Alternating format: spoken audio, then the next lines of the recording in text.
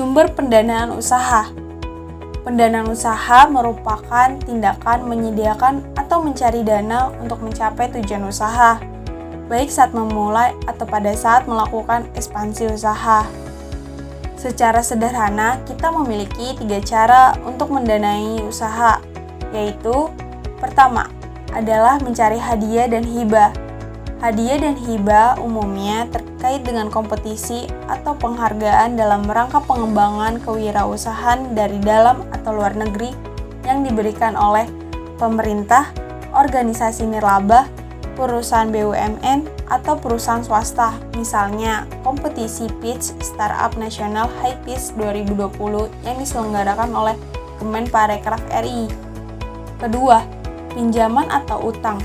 Pinjaman atau utang dibagi menjadi beberapa sumber, yaitu pertama, individu seperti keluarga atau teman, dan institusi seperti lembaga keuangan bank atau non-bank, baik syariah atau konvensional.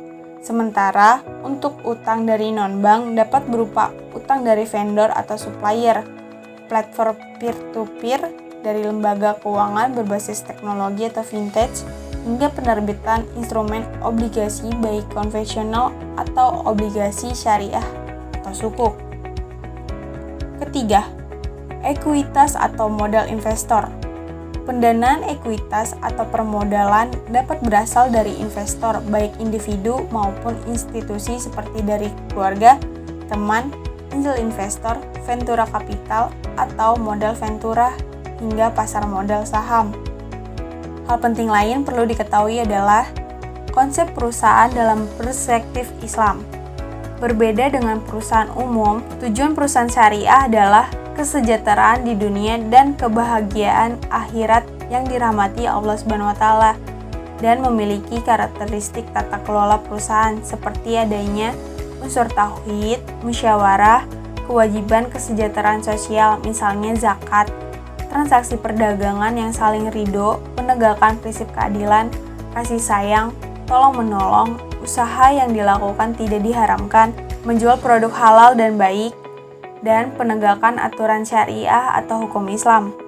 Dalam hal ini contohnya adalah pengalokasian keuntungan antara pemilik modal dan pengelola dalam pembiayaan ekuitas harus dalam persentase keuntungan atau nisbah, dan tidak boleh dibuat berdasarkan jumlah nominal pasti.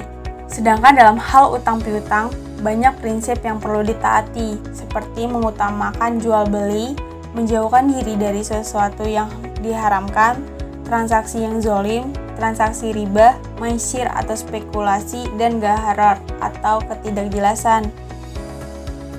Semoga bermanfaat ya teman-teman.